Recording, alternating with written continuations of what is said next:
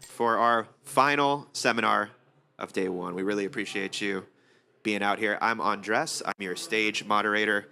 And this seminar is going to be called Purpose-Driven Strategies for the Modern Spirits Brand. We'll talk about that in a second, but I do have to say a word about Park Street in case anyone's not familiar. We are an importer, exporter, and distributor serving thousands of brands across the globe with technology-based solutions, but also we create a lot of educational resources, and out of everything we create, these are the most special things we get to do, are these in-person seminars. So thank you so much for being here today. Actually, give yourselves a round of applause. You know I'm going to ask for a better round of applause than that one. There you go. There you go. So during this seminar, we're going to have 3 great speakers come up. Each one is going to have about roughly 15 minutes to talk about their perspective on this topic. And then that should leave about 10 to 15 minutes at the end for audience Q&A. So I would ask just that you save your questions for the end. And you're also going to see their beautiful, wonderful, informative slides. You may want to take a picture of those, but I would also ask you to refrain from that because you have your baby, the QR code here. And if you scan the QR code or if you scan the one when you came in, those are going to sign you up for an email list where you will get the full video and PowerPoint presentations for all of these sessions as well. So a little bit about this session, we're going to be talking about a major trend we're seeing around the industry, which is that consumers want more than liquid, and they want more than beautiful packaging. They want brands that match their values and that show up for their values, that aren't just faking it. And we have 3 speakers that are going to help us talk and dissect that topic. We have Bobby Marhamat, the CEO of León sold Tequila.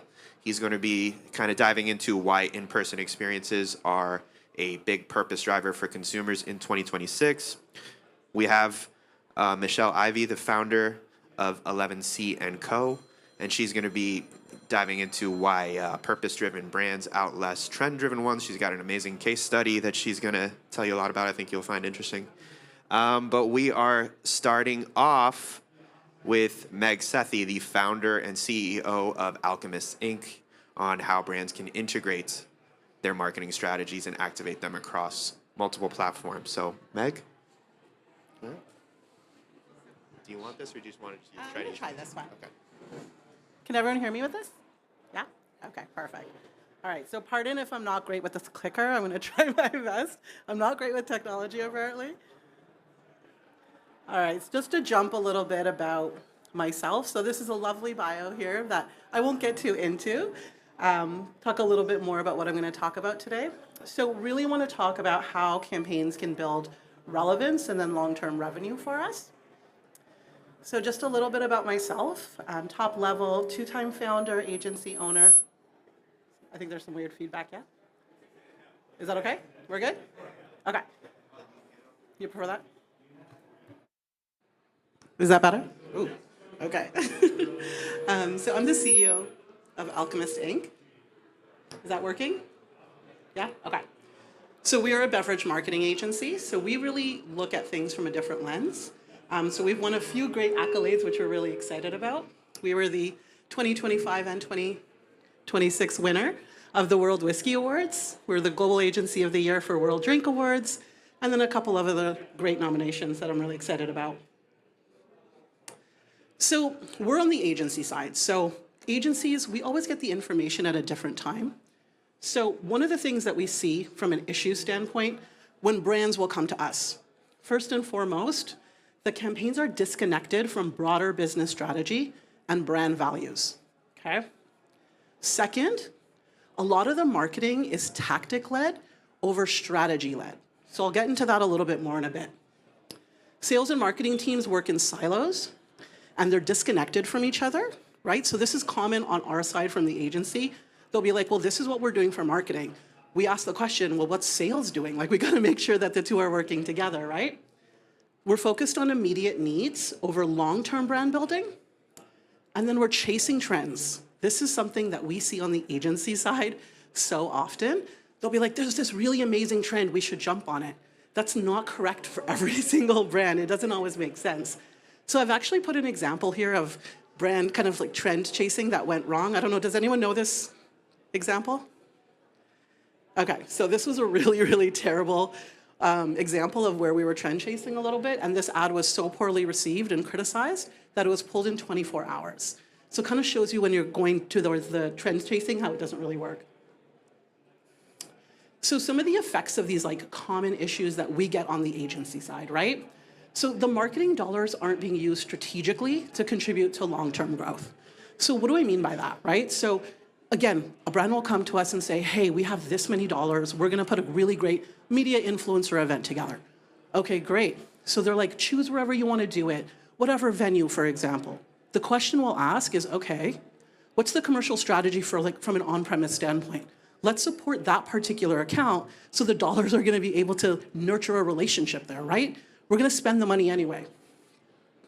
Second, we're too focused on the how versus the why when it comes to putting together marketing. There's inconsistency in messaging. Let me tell you guys, doesn't matter the size of the brand. We've worked with global brands, small brands. There's always some level of inconsistency. Short-term thinking replaces long-term brand building and cultural relevance. And then again, when we were talking about trend chasing, right? So that example I showed, like that's obviously a terrible example, the ad got pulled. But what that really did long-term is it really made it detrimental and alienated the consumers for everybody, right? So now people don't have that trust in your brand anymore. And we live in cancel culture. So we have to be really, really mindful to make sure that things align and they also make sense. Okay, so now we're gonna get a little bit into what we have to do in terms of step-by-step, right? So we have something that we like to do at the agency called the values audit. So prior to building or executing a campaign, we want to do a couple of things. First, we want to identify the values. We do this every single time before we start any kind of marketing campaign, right? So we want to understand, what does the brand stand for? What's the message we're hoping is going to resonate with everyone, right? We're going to audit the values. Is the brand still aligned with the original core values? Now, brands evolve, right? This is common sense for all of us, right? Like we know brands are going to evolve, but there's so many times when we get on the agency side that we don't actually see those values evolving from what we're working on. So we really want to work with brands to make sure that we're doing all those audits. And then the questions we ask, has it naturally evolved? And if it hasn't, does it need to evolve, right? And then we get into assessment. Is what it stands for still relevant and is it still timely, right? And does it still resonate in today's marketplace? So I'm gonna share a little example. Anyone familiar with these shows? Yes, okay. So I was a huge Friends fan. Now if I go back and look at that show, so many of the jokes, so many of the commentary are just not relevant to today's market and also like wildly inappropriate. But at the time we didn't know that, right? And so if we look at the example with Seinfeld as well, like a comment like that, could you imagine that being on TV right now? It would never happen, right? So it's really important that we understand that trends and the market is changing so quickly. Does anyone know, for example, how long a TikTok trend lasts? So a viral TikTok trend has a 2-week lifespan. So that's how quickly things are moving right now, right? So we really have to do that audit and make sure we're constantly keeping up. All right, so now we're getting into what we call the audience assessment. Now, a lot of brands, again, when they come to us, we're like, who are we going after for this particular campaign? And the common answer we get, everybody. Okay, well, we can't talk to everybody with one campaign, right? Like consumers now, they want something that's tailored to them. We were talking about brand alignment. We want something that feels like it's a part of our lives, that it fits into it, right? So with that, we need to distill down this particular campaign. So who is gonna be the biggest consumer for this particular launch, right? Really distilling it down and thinking about that, right? You're coming out with a certain new product that has say you have a gin and now you have ashwagandha in your gin, for example, right? What are we trying to do with that? Are we trying to acquire some new customers who are into those benefits? Are we trying to bring them on board? We want to figure that out, and then we want to figure out exactly, tailor down who we're going to go after for this, right? Second, we're going to get into what we call audience alignment. So Do my audience and my values authentically align? Remember we just talked about doing that values audit, right? Now we've kind of looked at who our audience is. You have to ask yourself, do they actually match, right? Do they make sense? And then we go into proof over preference. So we believe they match. Is there any data out there, any data that is going to support what we're talking about, right? So I affectionately say this at the agency, which Brianna from my team will know. I'm like, is this a fact or is this a feeling, right? So we always want to understand that. And then you want to understand long-term, all this marketing activity I'm doing, all these dollars I'm spending, is this going to lead to growth or volume share in the category? Really important questions to ask yourself early on before you make those marketing spends. So then let's get into strategy and tactics. So this is something common that we see a lot. When we were talking a little bit about strategy, we want people to be strategy-led over tactic-led. So number one, tactics and strategy are often confused. We see this all the time. People will be like, my strategy is an influencer campaign. That's not your strategy, that's your tactic, right? That's your how, it's not your why. And it's really important to know that so that you have that foundation set early so that you can make sure you understand why you're doing what you're doing. It's so easy in marketing to get caught up in the tactics, but we really want to understand that why every single time. So here, just put together some kind of like top level notes for you guys. So strategy versus tactics. So overall plan for achieving a marketing goal, and then the tactics are the specific actions, right? Long-term and directional, short-term and actionable. Now then from there, we always say you got to connect those dots, right? Number one, owning an occasion. Has anyone heard of this term? It's pretty common right now, at least on the agency side. Yeah, big believer in that. When you own an occasion, you just make it easier for the consumer. Like consumer data showed in 2021 that the average attention span of a consumer was, guess how many seconds? Anyone throw it out there? It was 8 seconds in 2021. So can you imagine what it is now, right? So knowing that, we have to make it easy for them. We can't be like, we're the brand for everything. It's not going to be effective. That spaghetti on the wall approach just doesn't work anymore, right? So we want to do that first and foremost. Second, big believer in what we call omni-channel strategy. So you're investing dollars in doing an event, for example. You know, you're centering it around an activation at Bar Convent Brooklyn, right? So you're going to be doing a really great piece here for trade. What can you also do on the consumer side? What can you do on the retail side at the exact same time? So your buzz is kind of building all together. We call it a big wave over a small ripple instead. So you're creating this big buzz around one activity and you're owning that activity so you make it much easier for consumers. So think about it. You go to a retail store, you see an amazing, display, there's a tasting, oh, this is great. Now suddenly you go to another big event in the city, oh wow, they're popped up here too. Now you've already had 2 points of contact when you're still top of mind for the consumer. So it's really important to do that. So here was just kind of like a quick little example, just to kind of help really, pardon the pun, distill down strategy versus tactics. But really what we want to just get out of here is we want to connect those dots. Every single time our agency is putting together activity, we think about how is this going to contribute to connecting, to driving sales long-term. Most marketing agencies, and I will tell you because I owned one that was not exclusive to beverage before, we don't think like that. So when we started this one, it was really important to help brands understand that we really want to make sure that marketing is connected to sales. And I'm not talking about like, we're doing an event, people are going to buy on the spot. I'm not necessarily saying that, but I'm saying like looking at it from that lens so we understand that.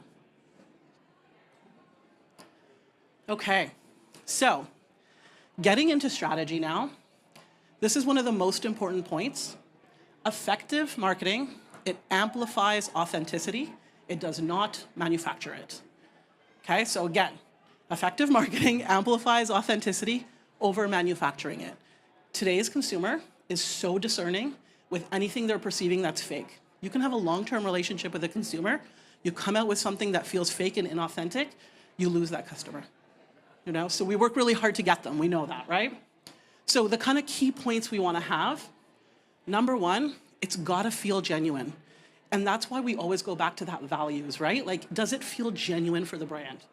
Number two, does it build belief? Does it drive trust? Does it drive trial and loyalty when the brands are genuine? This is one of my favorites, converts stakeholders to storytellers. the best way to get your brand well known is for other people to say how great it is, right? So I can say my brand is great. If 50 other people say my brand is great, I've done my effective job with marketing. The other one, maintaining consistency. Again, we see this so often, right? So and this happens, especially like the bigger the brand, we see it even more so. You know, like one team is saying one thing, another team is saying another. Again, consumers just don't have that attention span. So your marketing vehicles are effectively actually working against each other when the messaging is inconsistent. So again, super important to do that.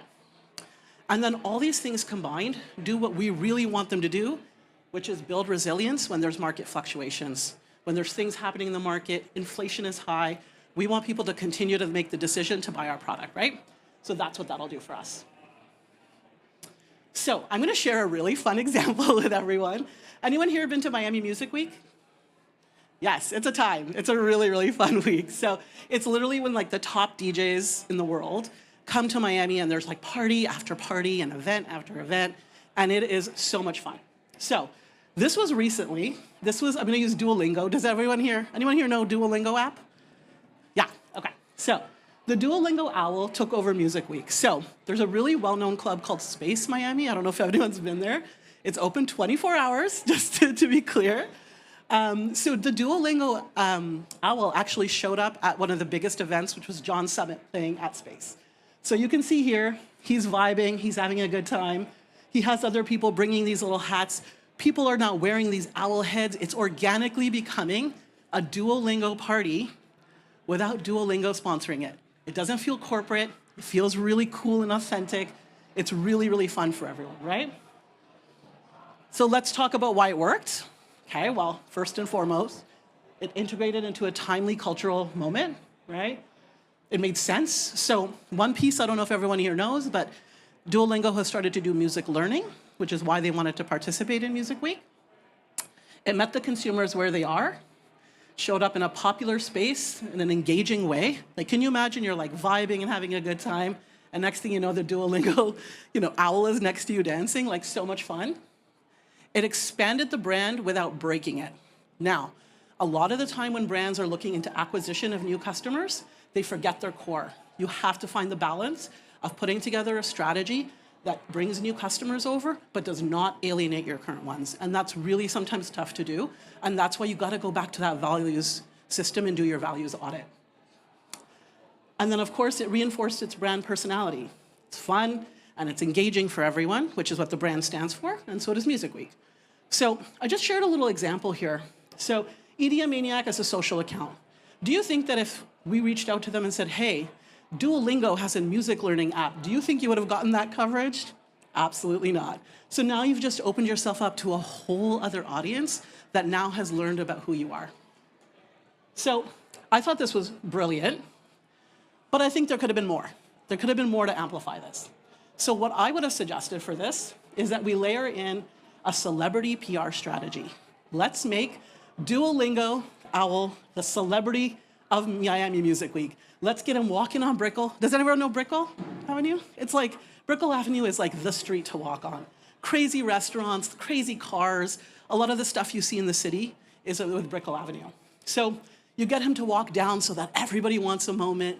You get him behind the decks with Diplo, excuse me. Just so you know, that's an AI event. He was never with Diplo, just to be clear. That's a little AI piece we put together. So I would have done that so that people get so excited. And now you have all these people who are dying to get a photo with this owl. And then you're getting what? UGC created content for yourself. So it's super exciting. Second, would have done geo-targeted paid partnerships with digital social accounts in advance of this whole PR strategy that we're doing. So what does that mean? We have embargoed relationships. We're gonna send them photos every time the owl is with Diplo, every time the owl is at the John Summit event, wherever he is, we're gonna send that over so that the minute it's done, it's up on socials with large numbers, and then all those people who have attended those events are seeing that as well. And then the third thing, which we feel like would have been the really strong piece to do, is to do like really education-focused targeted ads so that we're actually educating people on why the owl's around, right? Because otherwise, if you just see an owl, you're like, all right, this is fun.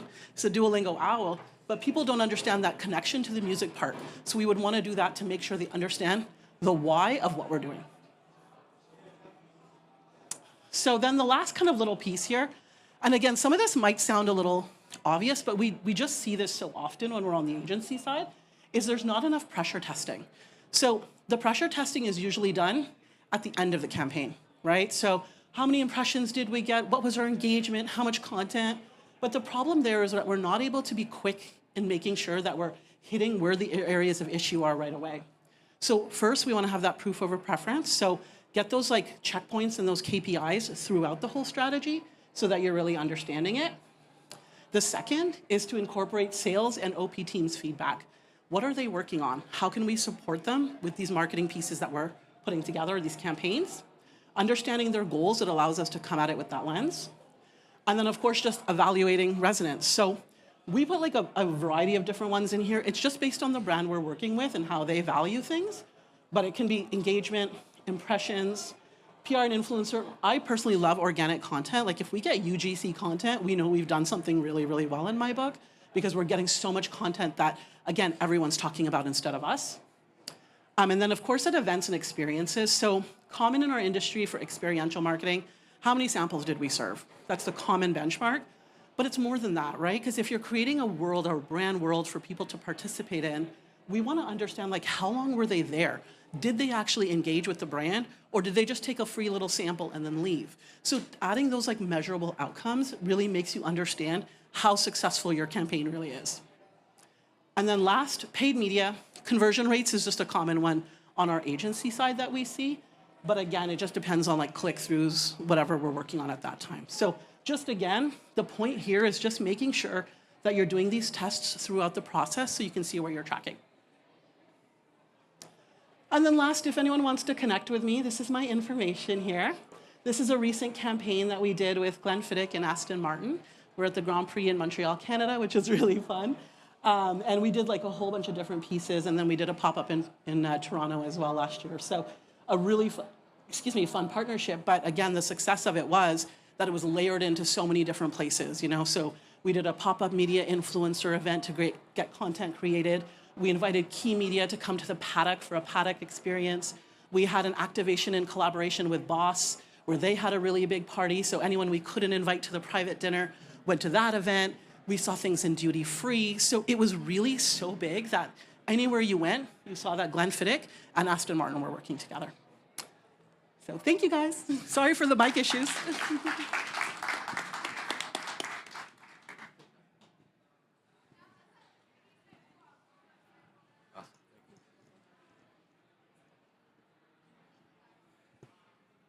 All right. How's everyone doing? Good, good, good. I'm not going to go through this bio, but I will give you a quick history about me and background about the brand that we started and what it's all about. Before we get started, today's session is going to be around lifestyle, how to build a lifestyle brand, how we built a lifestyle brand. Part of my background, not to bore you too much, but I'll give you the quick history. Grew up in Nebraska, not by choice. My dad graduated in Kansas and bought a failing set of restaurants in the Nebraska area and turned them around. So if you're in the restaurant business, you know that you're never home. And from that perspective, all the great moments were around tequila. And as kind of fast forward, moving to California, getting into tech, after getting the second company acquired, part of the goal was how do we create a lifestyle company that really is centered around the best moments in life. And had the pleasure of meeting the founder of Classes Zul at a networking event in San Francisco, and bought a small piece of land in Jalisco and started the brand at that point. That was about 5.5 years ago. And part of what we wanted to build is not another tequila company, because as you all know, there are more tequila companies that have launched in the last 5 years than have in the previous 50. And so there's a lot of tequila, a lot of agave brands being launched. Part of our goal was to build a lifestyle brand centered around, of course, the first product being tequila, and we have a bunch of other products that we'll talk about here in a second, but really centering it around that and centering it around a really great product that really talks to the consumer. I was actually at an event recently that we did, and the best part of this was a free event, not tequila focused, and the best part of the event was kind of by the bar, waiting by the bar, hearing someone say, "This is the León Soul event." And that was a really great feeling from a perspective of people starting to really associate the brand with not only the product, but the actual, the events that we have and all the other lifestyle, focused, things that we do, which we'll talk about here in a second. But high level, there's about 200 plus brands here. 80 plus brands are new at BCB exhibiting. There's a lot on the tequila side, as we all know. A lot of growth from 2019 to 2023. From that perspective, approximately 30% of that growth is coming to craft brands like ours. And as you look at that, you look at distribution really opening up initial doors, but really the lifestyle and what you creates that reorder and creates that repeat business, which is a big focus of how we've built our brand. All right, I know a lot of data on here, but just to give a quick snippet of what this all means is, the buyer today doesn't read ads as much. They want to walk away. They read rooms. They want to walk away from an event. They want to walk away from a memory. They create a memory, and that memory then ties into your brand, which is a lot what Meg was saying here, from a perspective of really creating that effect in people's minds. They say Gen Z is not drinking as much, and they're not. However, a big portion of this is they're not anti-alcohol. They're anti-meaningless. They really want to be associated with a brand that they get. They want to be associated with the culture that they get. And a big part of that is, again, building, in our view, a really strong lifestyle brand where it's much more than the products that you're selling, but it's a lot about everything that matters to you and building that lifestyle brand, which is going to be different to every person. Quick some stats here, very quickly. 59% of folks make a purchase within 48 hours of an experiential event. 93% of consumers say live events are more effective than TV ads nowadays. And 85% of folks are more likely to buy via a live activation that you do. So really kind of creating that effect in people's minds. All right, so 4 plays that we think you have to build a really strong lifestyle brand. And again, the culture and the components of this are going to be very specific to every brand. But these are going to be in order. First is anchor lifestyle as a purpose. Really, what does your brand stand for in someone's life? That's going to be really, really key. 2 is building partnerships outside the shelf that tie into that, which we'll talk about here in a second, real life, like how we've done that from a brand perspective. 3rd is making identity a 3D object, really activations, memories, activations equal memories, and really kind of doing the right activations to be able to tell that story that you created in number 1. And then 4, measuring what compounds and making sure that the things that really matter and should matter to the brand are the things that are the North Star of the brand. All right, so we're going to anchor kind of there's 4 plays here, at least from our perspective. And again, this is going to be different to every brand. But as you anchor lifestyle as your purpose, again, people are looking for that culture. And from that perspective, León Soul, from a brand perspective, to us means lion and sun in English. We come from a Persian American heritage. So part of, again, what we want to do, big families, a lot of memories wanting to be created. We want to build something that's really, really true to that, but at the same time brings together all the great mastery in Mexico. And that's why we decided to buy the piece of land where agave grows and be able to really tie in to a lot of those Mexican families that help cultivate the agave and create the product for us. As we do that, everything we do from the partnerships all the way tied into a lot of the activations that we do center around those best moments, the best memories. So, intersection of music, intersection of fashion, which we'll talk about here in a second, and how that all comes together to really build a really strong brand. When we were starting out the brand, people were telling us, I don't know if you all saw the bottle in the first slide. Don't make the bottle all black. You need, some sort of, clear area for people to see how much liquid is in there.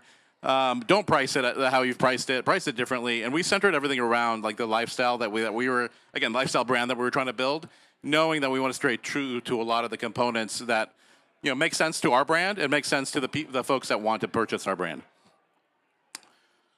All right, couple stats again, because I'm a data guy, so you're going to see a lot of data here. All right, 20 to 40% higher lifetime value for customers acquired through experiential versus digital. So that's going to be a huge difference in how people think and how they associate themselves with their brand. 3x the word-of-mouth awareness versus non-experiential brands. And 70% repeat purchase after brand participation. And, a lot of what we do from an event perspective, we're seeing approximately 55 to 65% repeat business. But we spend a bunch of time, of course, as we built the brand and building that lifestyle brand and all of the, again, events that we do associated with that to really build the soul in folks' minds. So once you do that and once they like your product and what you're all about, of course they come back for more.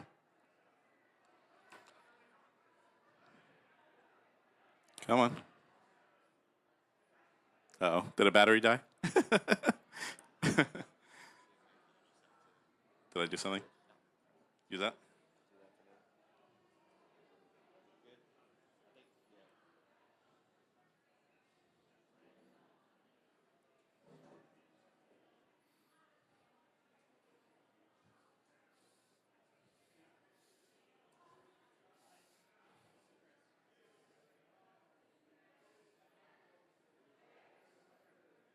Thank you. Awesome. So we talked about the second pillar, which is partnerships. These are some of the things that we did very early on. We built a partnership. We have a strategic partnership with a company called Empire Records. They're the largest independent record label in the United States. We didn't want to be a celebrity-focused brand, but again, we wanted to build very authentic activations, and we wanted to tie those into, from an intersection of music, to the right artist at the right time. So Empire Records represents, folks all the way from Snoop Dogg to BB Rexa to a bunch of kind of newer artists as well. And so depending on the actual activation that we do in the actual event, we'll tie it into artist where it makes sense. 2 is Tequila Town. This is a fun activation for those of you that are in the Miami area. Of course, it's a real life experiential place. And by associating ourselves and really building that story into what Tequila Town is doing, it really creates, again, an area where people can come feel the culture of what we're all about and then tie into the product and the purchase of the product. Insomniac, and this one has not been announced yet, but we are finalizing our agreement with Insomniac. For those of you who have gone to raves, for those of you that have gone to any sort of EDC events, so those are, of course, Insomniac events. A huge partnership there, again, tied into our ICP customer, which is the 25 to 55-year-old, which is our focus area of folks that really want to create those best memories, tied into a lot of the lifestyle elements that we provide from a brand perspective. And then Toma, for those of you that know Sofia Vergara, she has a empanada brand. We're actually doing a kind of a close-knit activation with her. So really tying into our end user, what they associate themselves with from a brand perspective, who they want to be associated with, and then even making the partnerships, kind of combo collabs between those brands. All right, so I always like to say this: a bottle is a noun, an experience is a verb. It's really all focused on the verb and the action. As we think about things, we're launched our non-alcoholic product, which is called Tequila.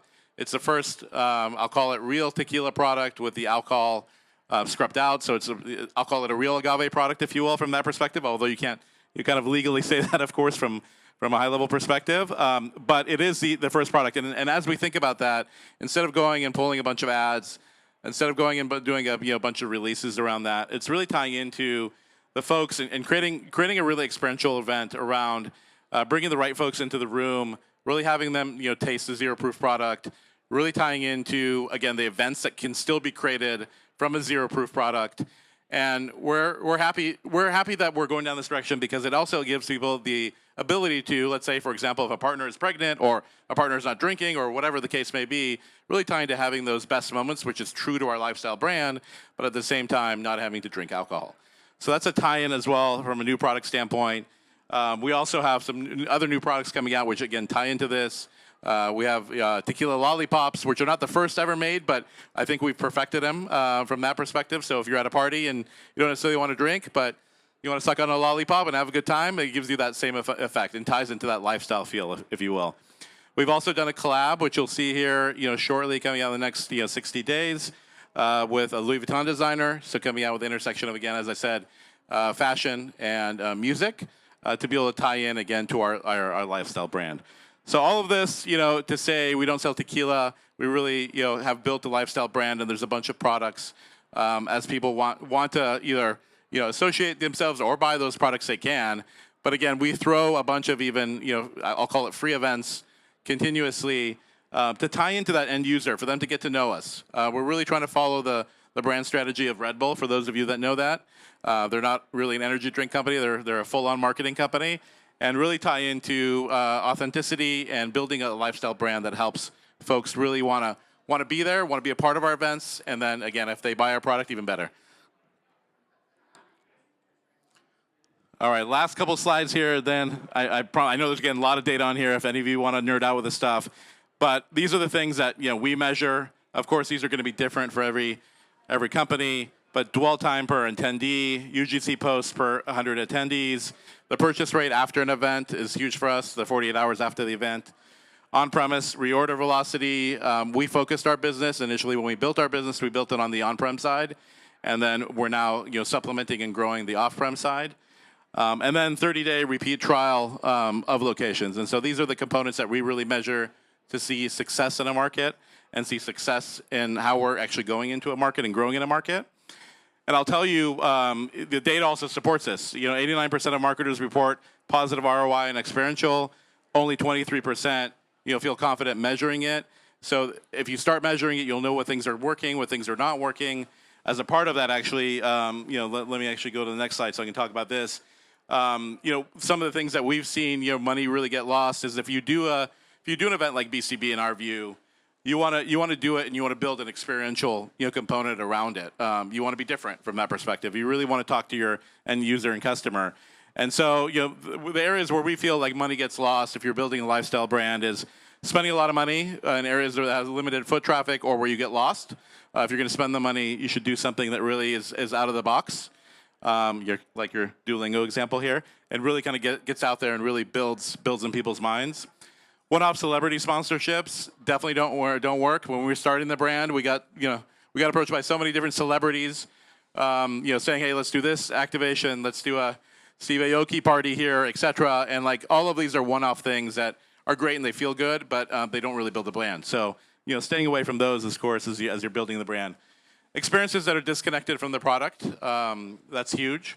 Activations where you don't measure them. If you go to do an activation and you don't give out a QR code or promo code, or you don't spend time measuring that after the actual event, it feels good at the event, but doesn't really do anything to drive business.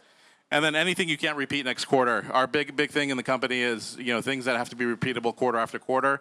Of course, they'll look a little bit different depending on how trends are changing, but they'll always be kind of the same type of activation. Where money compounds, targeted activations near the buying moment, formats that you can replicate, as we just talked about, market to market. Every market's going to be a little bit different, but being able to replicate that in markets. Like we right now have what we call Soul Thursdays, and Soul Thursdays are happening in every market that we're in. It's an event that you don't pay for. You come and have a good time with us, and hopefully, if you like our product, then you also will buy our product after that. Anything that earns a photo and a follow, we're big on that to make sure that people kind of tell that brand story with you and for you. And partnerships where the host is already, where you really can tie into the brand. Like partnerships, in my view, are one of the biggest areas of focus. And especially as you're building up the brand, those right partnerships that really associate with the lifestyle brand that you're trying to build. All right, this is where I shut up. Thank you all.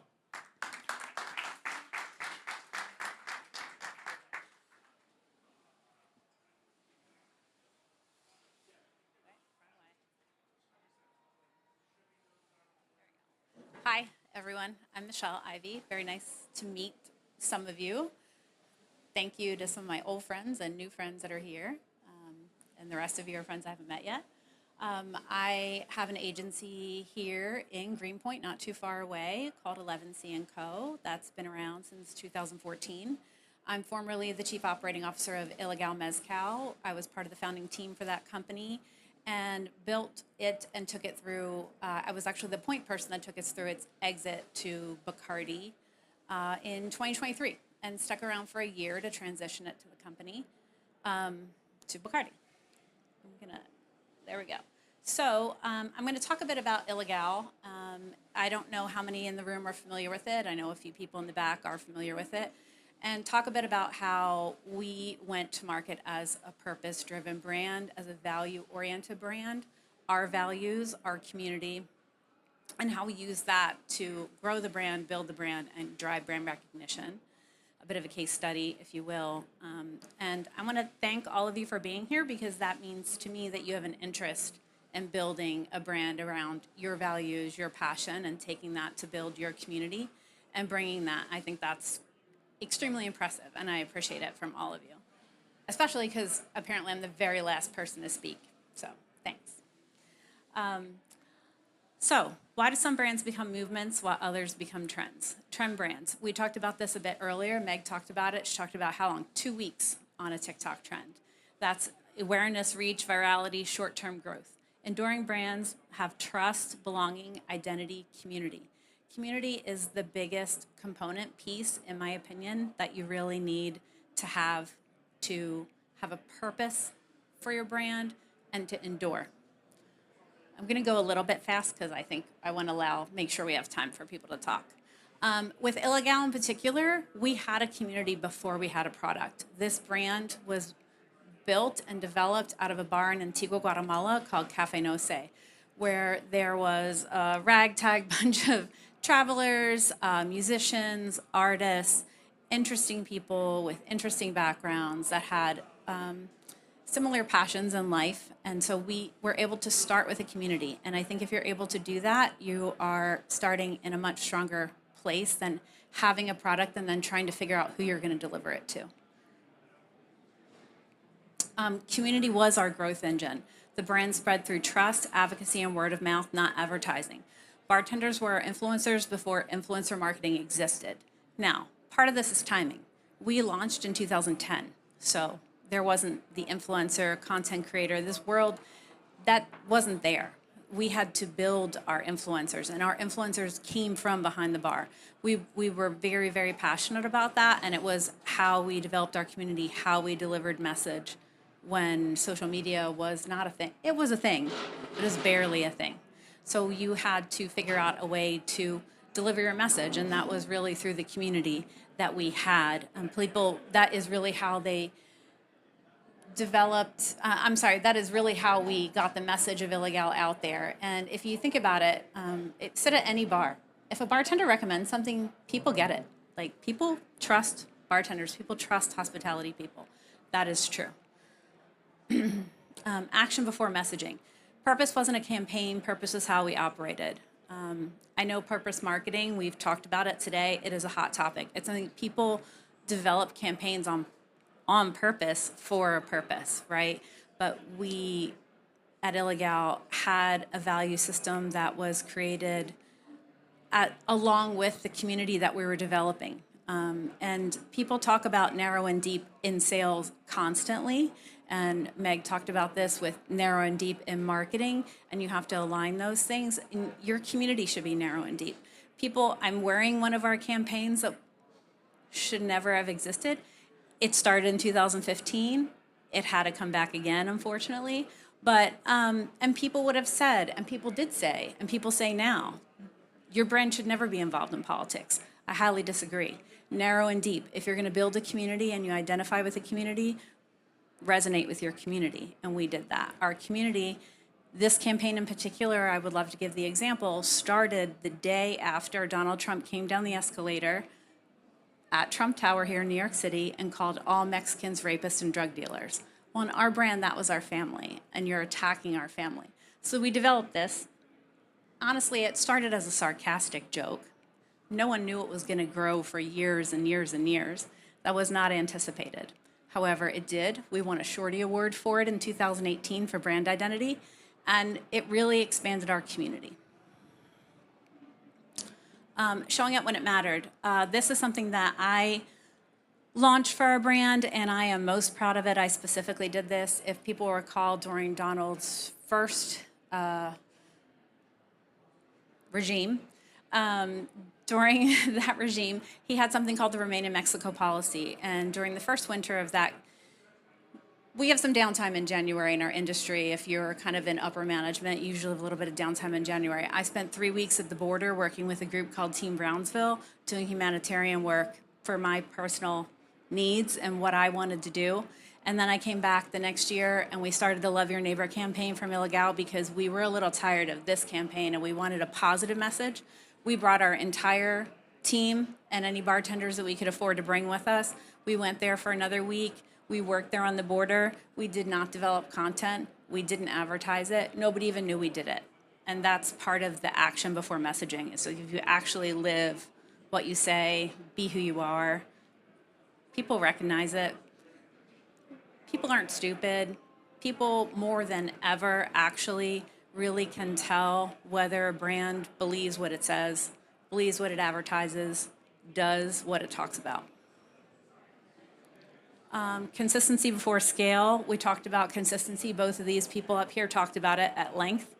Don't ask what cause you should support. Ask what you genuinely believe. We talked about value audits. That should exist before you even have a product. This should be part of your concept. This should be part of what you're coming out to do, because this should be a core piece of how you're going to build your brand. 3 principles for driving a purpose-driven brand. This is something I wanted to leave you guys with. Community before product. This is actually just knowing who you're going to serve. Who are you delivering? Who are you going to surround yourself with? Action before messaging. Live your values before you market them. Consistency before scale. Trust compounds over time. This is what we're talking about. That virality is fantastic. It lasts 2 weeks. Trends create awareness. Purpose creates advocacy. Purpose is what a company does when nobody's watching. That's kind of I've been told it's a John Wooten quote. It's also a C.S. Lewis quote. It's kind of something that's been said throughout centuries. But it's something I strongly believe in. If you are going to be a brand that claims to have purpose, make sure it's true, please, because it won't resonate and you'll fail. That's just the most important thing I wanted to leave everybody with today. And yeah, that's it. I want to leave everything else to questions.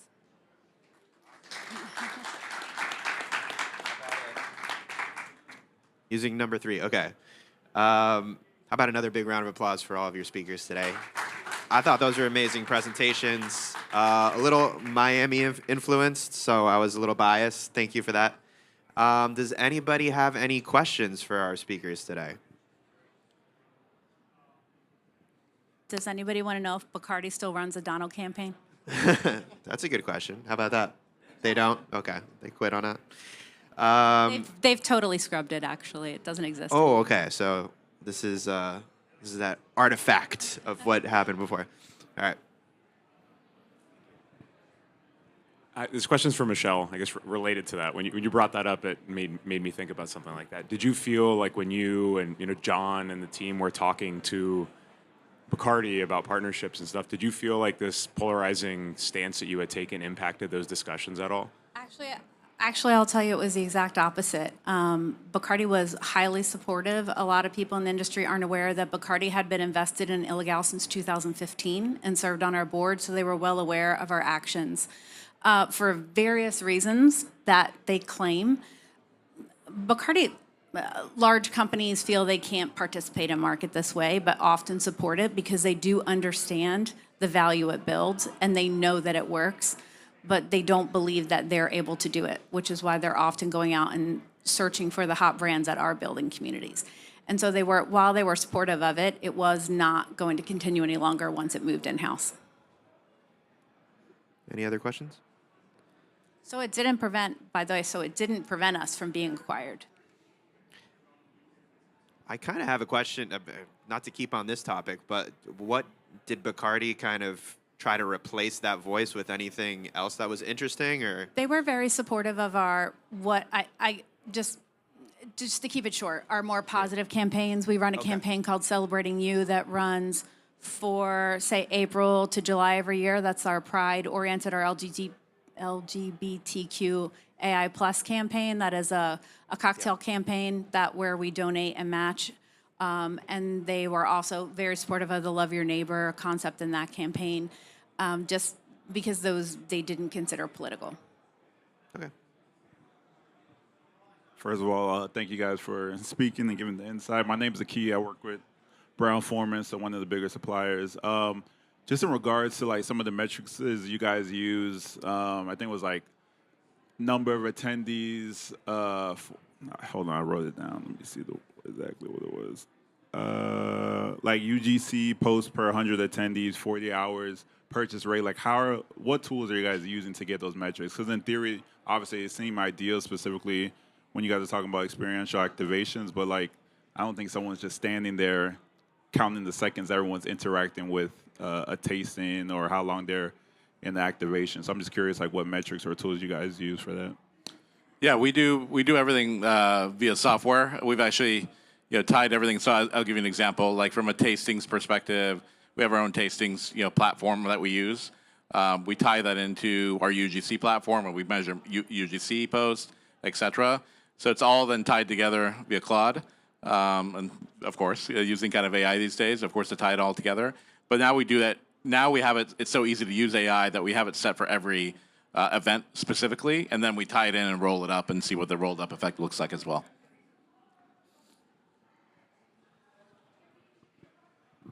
I guess hi, I'm Bobby, and I have a new rum out, and we had an event, and I think it's a little bit on your question as well. Is they say our PR person says you have a certain amount of impressions, and these numbers sometimes are just ridiculous, and then I'm wondering when you get them how do you figure out this is what it's worth when you talk to someone? This is what it's worth if we had a billion impressions, but could all be on Yahoo. I don't know what that means. Do you have any thoughts on that? Yeah, you want to take it? Yeah. I'll give a quick answer and then have you. Hello. Okay, there we go. We look at it. So we look at kind of PR impressions in particular as kind of gravy. We don't necessarily kind of like internally in our company. We don't measure that. We measure again these 5 kind of campaign focused metrics, and then we tie that into every experiential event that we do. And we only do it if we feel like again we're going to hit X amount on each event.